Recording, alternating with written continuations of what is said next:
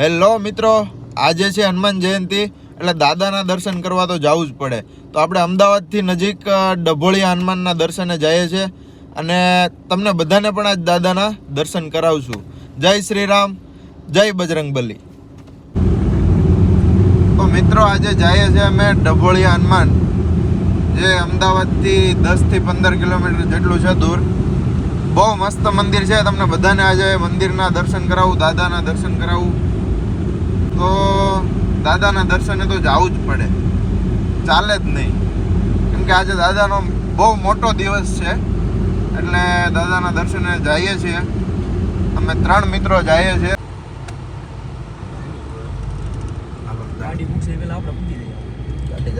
મિત્રો જોઈ શકો છો તમે ટ્રાફિક, હનુમાન જયંતિનું ટ્રાફિક, ફૂલ ટ્રાફિક છે.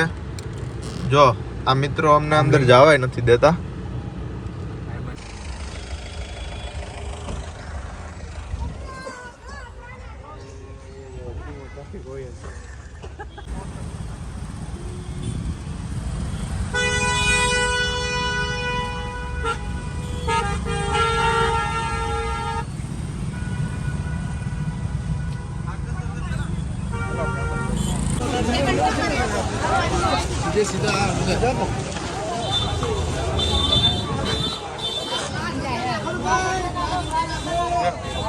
રસ છે હા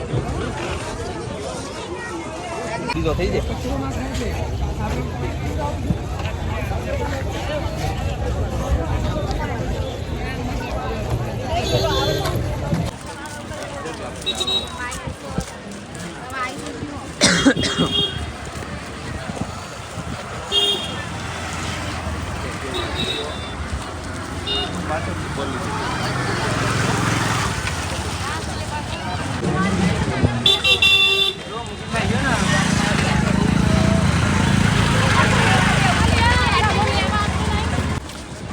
જે યાત્રીઓ પગપાળા આવતા હોય એના માટે નીચે પાણી પણ નાખેલું છે, એટલે કોઈના પગ ન દાજે.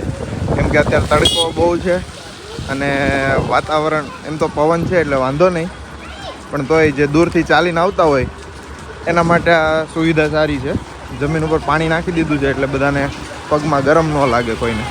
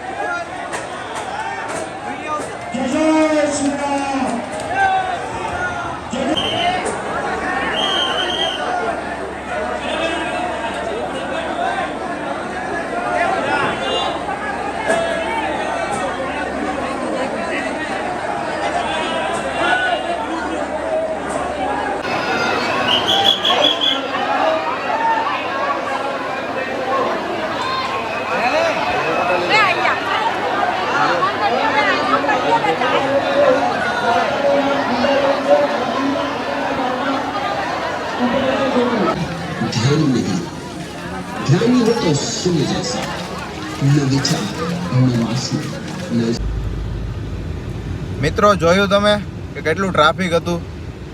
જો તમારે દર્શન કરવા હોય તો આડા દિવસે જ આવવાનું, કેમ કે બહુ ટ્રાફિક હતું.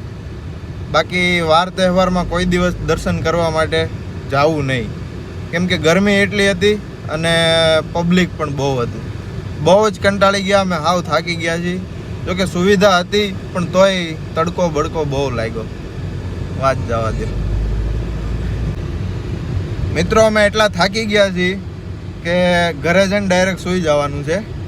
એટલે જો તમને મારો વિડીયો ગમ્યો હોય તો લાઈક કરો, ફોલો કરો અને સબસ્ક્રાઈબ કરવાનું ભૂલતા નહીં. અસ્તુ.